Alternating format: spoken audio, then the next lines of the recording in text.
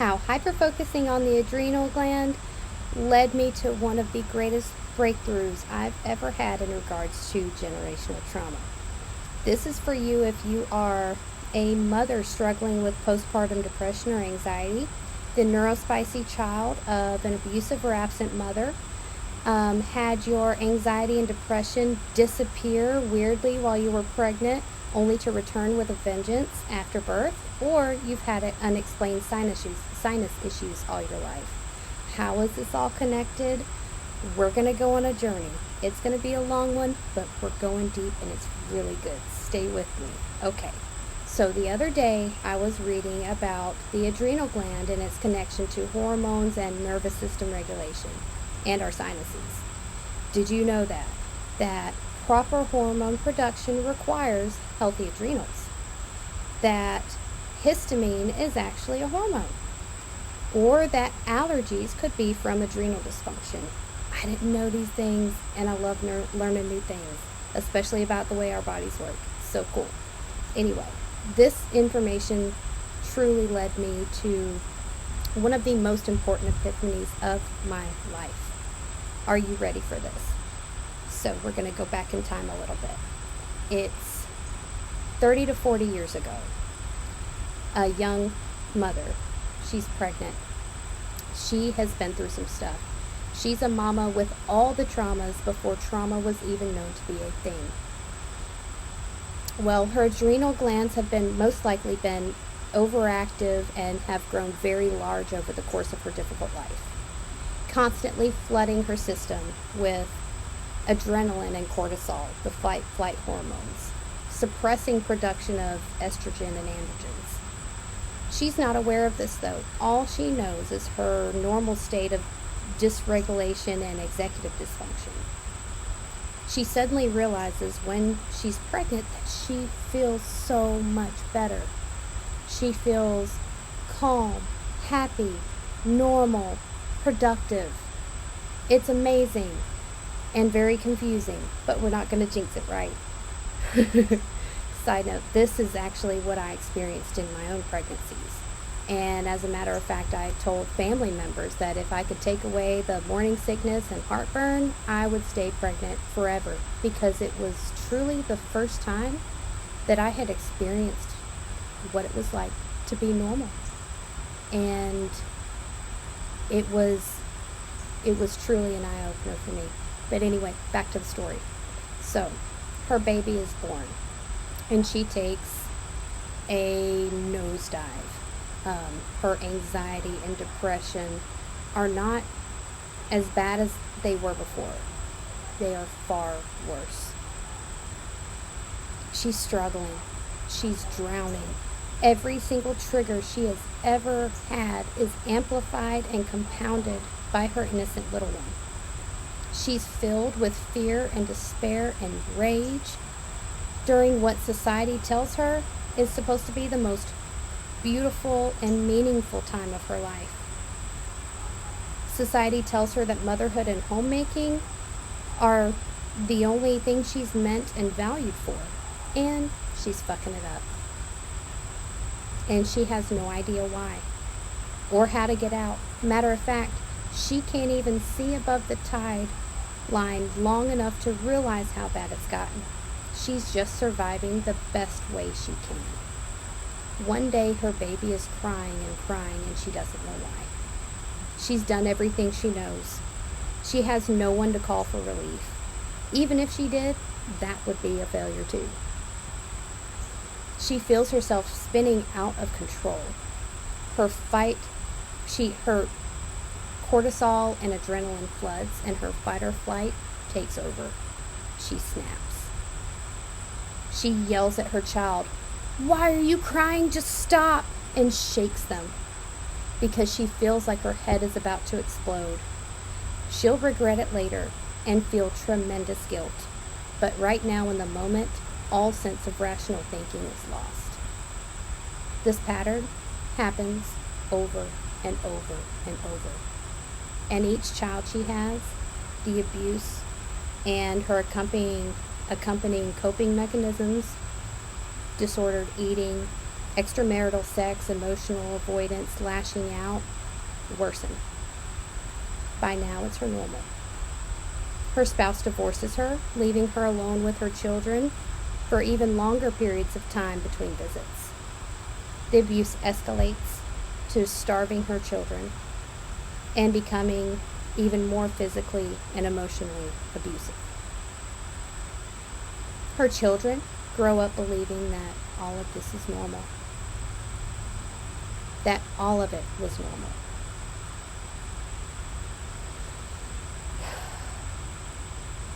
This was my mother, and it was her mother and her grandmother. Here's some relevant personal information. Promise there's a reason for me to share this. Just hold tight. My mother had 8 miscarriages. 8. Then she had a son out of wedlock with my father that she had to give to the other family, even though they really, really desperately wanted a baby. Then, after that, she had me. And then a year later had my brother, who has special needs. She and my dad divorced when we were 2 and 3, and Dad saw bruises and gained custody when we were 3 and 4. That's a lot of deep trauma to unpack when you really look at it. And that's not even counting her life before marriage. That was the last time I saw her, when I was 4, which is my son's age now. Over the years, I learned all these bits and pieces that clued me in that she was not well. And I went within and found forgiveness for her. And that's what began my own healing journey. And now we're getting to the juicy stuff. So, how does all this personal and generational trauma tie into neurodivergence and sinuses, you ask? Okay, fast forward to present. We now know that neurodivergence and trauma are intimately connected. We know about fight or flight, enlarged adrenals, the importance of nervous system regulation, and the epidemic that is postpartum depression and anxiety. We know that adrenals play a role in regulating hormone production, and we have learned that people with adrenal dysfunction and fatigue have environmental allergies, often since birth due to overactive histamine production. And this is what tied it all together for me. I've had seasonal allergies, seasonal and environmental allergies my entire life, really badly. And I was asking myself, how could it be since birth? Aren't our environments causing our adrenal fatigue? Well, here's the thing. It was our environment in the womb.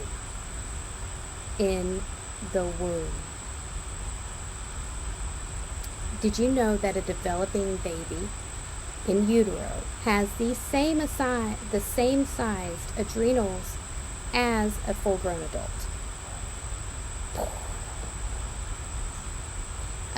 It's crazy, right? I blew my mind.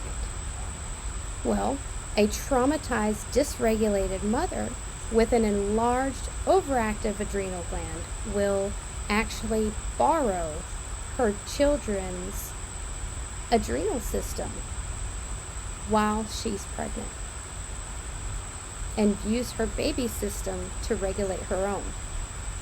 And once the baby is born, her own system kicks back in, and the dysregulation of sex hormones and the flooding of stress hormones sends her in a deep dive straight into postpartum depression and anxiety. A dangerous, lonely, profoundly painful place for any new mother and her children to be in. So I take a look, have this information, and I take my look at my own life through the lens of both my early childhood and as a mother coming out of 4 years and 2 bouts of intense postpartum depression. And boom, I see it. The hidden pattern that formed me, that formed my mother, and countless generations, and her mother, and countless generations all around the world. Traumatized mothers and fathers create traumatized children. Traumatized children grow up to become adults that are unable to form healthy relationships with themselves or others. They procreate, and the cycle continues over and over until someone down the line starts to question, starts to forgive themselves and their forebears, starts to untangle the painful knots binding them. A benefit of having a neurospicy brain is that we can connect the seemingly unconnectable dots. But I wouldn't be neurodivergent had it not been for the trauma. I wouldn't have seen this pattern. I wouldn't be here using my platform as a way shower. This is why I'm a cycle breaker. This is why I am here. This is why I'm battling tooth and nail with my feelings of unworthiness and fear of abandonment to shout from the rooftops that if we see the cycle, we can break the cycle. This is why I'm committed to continuing my healing journey, why I raise my children consciously, and why it's so important that we do the inner work to integrate our painful experiences, because it doesn't stop with us unless we change the story. I've been on my self-healing journey and a dedicated cycle breaker for over a decade. My own kids, 2 and 4, have allergies, very mild, and only seasonal, but this information was the key that opened my eyes to just how dysregulated I still am, and to how dysregulated my biological mother was. If we don't know, how do we know? There's so many mamas out there struggling. So many kids growing up not understanding how or why their own mothers could abuse them and abandon them. So many adults unable to create or form healthy relationships with themselves and others. Going through endless toxic cycles because it's all they know. It is their fault and it isn't their fault. It can be both. And I believe that it is. That glimmer of empathy you feel for that struggling mother, for your parent that hurt you, that can be the very catalyst that sets you free.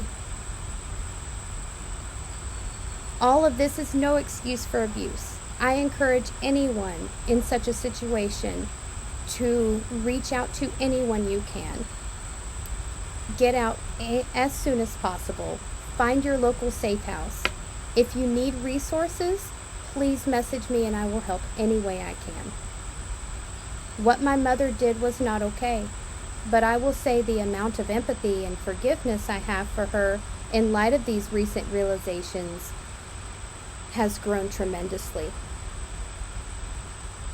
So please, please, please, if this information resonated, if it hit a nerve, if it opened your eyes, if you had an aha moment, if it made some connection in your life, please comment below, share, like, DM me if you want to talk about it privately. I'm here. Please share this so this message can reach people that need to hear it. And I'll end with this. Mary Frances Keenan, mother, if you are out there somewhere, if by some crazy beautiful synchronistic chance you see this, I would welcome a conversation with you. The greatest gifts in life aren't wrapped in silk. They are wrapped in sandpaper, and they are very painful to open. If there is anything I have learned on this wild ride that is my life, it's that I wouldn't be me without the good, the bad, and the ugly. Same goes for you, dear one. I see you, and I feel you. And as painful as your past was, you can claim yourself and your life back. You can find the hidden truth of your story and heal generations. You have the power to shift your perspective from survivor to thriver and become a beacon of hope for others still in the depths. Let's take that rich compost of shitty shit and grow a beautiful new world, one by one, hand by hand, and heart to heart. This is why I'm here, for me and for you. Thank you for staying with me this long. I know it was a long one. Please follow for more tips, epiphanies, and groundbreaking perspective shifts. Have a wonderful day. Look at that pie.